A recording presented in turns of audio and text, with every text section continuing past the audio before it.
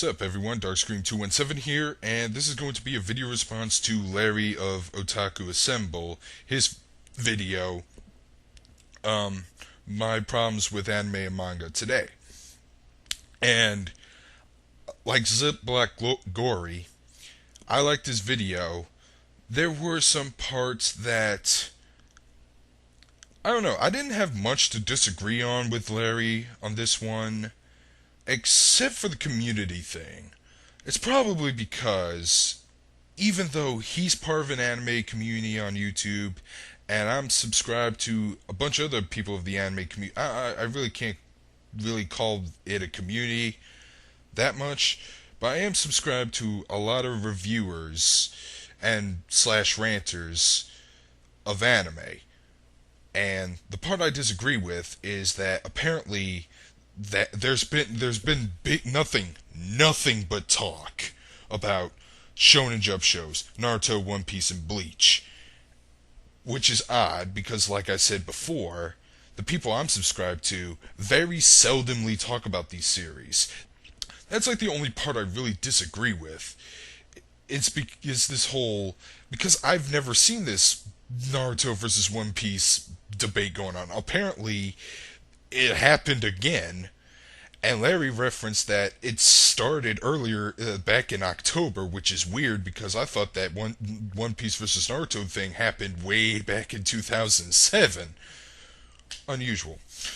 But anyway, Larry coined a phrase called the anime aesthetic, which is basically, if I'm getting his definition right, if I hope I got his definition right. If I didn't, I'm sorry, Larry, that I botched it. And by the way, Larry and we're acquainted. We know each other from campus. However, we don't see eye to eye when it comes to anime, or maybe we do, because when I remember him, he loved Naruto. I told him I didn't. Didn't like the concept of ninjas. I basically told him what what he already knows. But apparently, Larry's taste, according to the video I'm looking at, is apparently waned, and he doesn't like Naruto that much. Okay, but yeah, but he talks about the anime aesthetic, which is basically a feeling of excitement that a sense of euphoria. That's his definition. And I know the feeling pretty well. Had it when I was watching Pokemon. Had it more when I was watching Cardcaptor Sakura. Hit its peak when I was watching Tenchi Muyo when I started getting Toonami on my cable. I don't think I've ever gotten that feeling as of recent. And he says that the excessive amount of Shonen Jump shows is the exposure to the big three that I mentioned to Zip in the previous video is one of the things that killed it.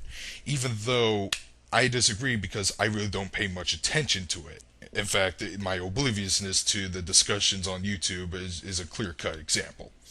However, the over-availability thing about it, yeah, I think that's a possibility because there's nothing that's getting me to care about watching these shows.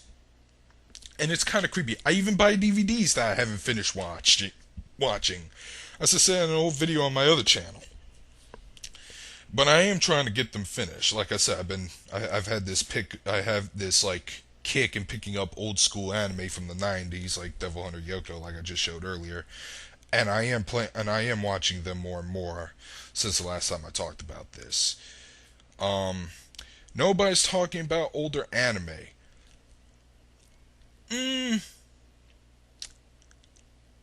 Yes and no on that one. Like I reviewed an anime. Look at my channel, Larry. I reviewed an anime called Riding Beam, which was a one-shot OVA back in 1989, and I highly recommend it. I praised it. In fact, I did say some negative things about the English dub, but for some reason I've softened it up and started to like it more.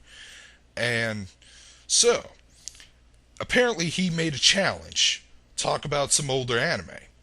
Well, Larry, we can handle this PMs. I could do a review of a request. I could just list down some anime that I have on my collection, and you could pick one that you want to see me talk about, and I will happily do it. So I will accept your challenge. As for the English dubs, I agree. Um, I love these English dubs. I love hearing familiar voice actors. It's kind of same as um, it's kind of same like seeing familiar actors you like seeing Jeff Bridges in a movie. Um, I do like my English dubs, and I do prefer them over the Japanese, even though they're not bad. It's just that preferably I don't like to read subtitles. I actually like to hear it in my own uh, native language. But I do agree that there have been a recycling.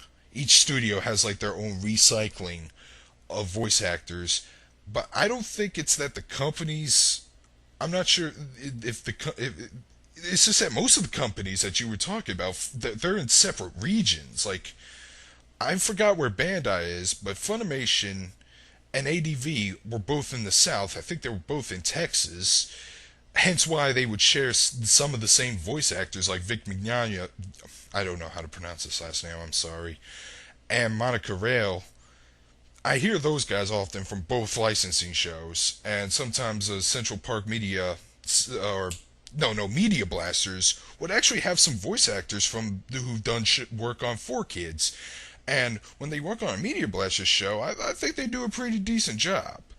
Um, should we need more new voice actors? Yes, I wholeheartedly agree. But I heard dubbing is not really a big preference because, according to a book I read called Voice Over Voice Actor, which is written by Yuri Lowenthal, who voiced Sasuke, I believe, and his spouse, Tara Platt, I think that's her name, um, not many people go into dubbing because A, uh, smaller paychecks, and B, it's actually more difficult to do than voicing a Western cartoon because you have to like match up mouth flaps, match up the emotions and the perfect line delivery, all that stuff. So yeah, I love my dubs too. Um, as for the searching for anime to like I said, I got a kick of 90s anime. Um, there have been some anime that I wanted to look at a long time ago, but I wasn't able to find them. Years later, they happened to find me in FYE. And I'm mostly going to the 90s anime because it was the anime, it was the era I grew up in. If you want to like get that aesthetic back, try to find some anime in your time period where you were a kid or a teenager that you haven't seen yet or wanted to see, and see if you can pick it up and watch it. You might get the same feeling of enjoyment like you did back when you were a teenager. I'm getting that same case when I'm watching Bubblegum Crisis Tokyo 2040. Speaking of which, Ziploc Ori, I could always review Bubblegum Crisis. I heard that was one show that hasn't been discussed enough. And you're right. Maybe I should fully discuss more anime because the recent stuff I was actually giving impressions of anime that's coming out this year, and majority of them, not all of them, but majority of them, I was like, this doesn't interest me. But do we need broader taste? Do we need to expand our horizons? Yes, but because we're all older, it's going to be more difficult for us to do so. But at least I'm trying. I'm even giving some new anime a chance. Um, in fact, the only anime I liked that came out this year was Madoka because it was unexpected. I thought it was going to be another cliche magical girl, but apparently it had a really dark twist to it, and I found it more interesting. And I loved the soundtrack. It's the same people who did the soundtrack to Dot Hack Sign, which to me was the only good thing about that show. What else? I listed some things because both of your videos were pretty long. Larry's was 44 minutes. Gory's was 20 minutes. It clocked up to an hour. Couldn't get everything.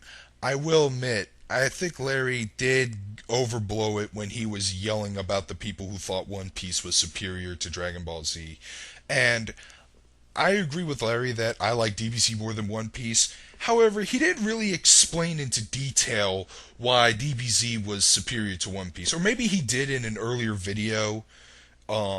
Maybe. If you have, you can tell me about it. I'll watch it. Because I like it. I like it people when they are detailed and they know what they're talking about. And for everything else that you two were talking about, um, the DBZ better than One Piece one was the one that fell a little flat. But my problem with most anime, it's just that it just doesn't get me to care, and it might be because of the over availability. The fact that you won't be able to see episode 2 this week of so and so show. Well, it's going to be on there forever or for a long period of time. You can wait another month or so, and unfortunately, that feeling, as well as my case with DVDs, I just go, yeah, I'll watch it later. You know, like Larry said, when you missed an episode of Dragon Ball Z, you had to wait months later, a whole season later, to see them make a rerun of it. He's or there was that one case where they were airing the Majin Buu saga a couple episodes behind the weekend. You had to wait Saturday or a couple days. So there is no missed opportunity there, unless if you're counting some of the fallen companies like ADV and whatnot, and even then I managed to salvage most of them. So yeah, my problems with anime is just that a lot of the shows, a lot of the popular ones I'm seeing that's popular. K-On, they're mostly slice of life shows, and they've really had nothing new to the table. And personally, I still stand by when I say Azumanga is like the best slice of life comedy out there. I would like to see something that is as equal or better, but for some reason I don't see that happening, at least not for a long ass time. And most of the other shows, their plots are just pretty thin. The action and animation, okay, maybe the animation has gotten a little better, but when shows that have action sequences, they really don't deliver that much, or I just think that they're kind of weak, which is why Ikitosen is pissing me the hell off. It's not because of its excessive fan service, it's because it's advertising itself as a martial arts anime when there's very little of it, and it's always cheaply done. They do it in favor of fan service over combat, which I think is wrong. I think that's something you shouldn't do. You're basically making a pseudo hentai. At least with High School the Dead, you got zombies killing people, and you got people killing zombies. I think as a zombie horror anime, that's kind of like a George Romero anime show. It did his job, hence why I like that, but not why I don't like Ikitosen. They both have excessive amounts of fan service, but High School Dead did deliver where it needed to. Sorry, that was actually more referencing the Zipbox video, but then again, Larry did see Ziplock's video, and he might know what I'm already talking about. But like I said, I do agree with you on a lot of parts, except for the whole YouTube community thing. Maybe you just need to find other people, look at their channels, and see what you can see. Um, like I said, most people I'm sub to don't really stick to the big three. They don't. They even get out of Show and Jump altogether. They do give you other genres and stuff. Everything else, except for the licensing companies with Ziploc Gory, um, I agree. I do like your videos. I hope to see some future discussions about this sometime later. Hopefully so. If I need to elaborate on something more that I haven't done with these videos, please post a comment and get me to see if I can expand on my points a little more, or if there's something you find off about what I said. With that, I'm signing out.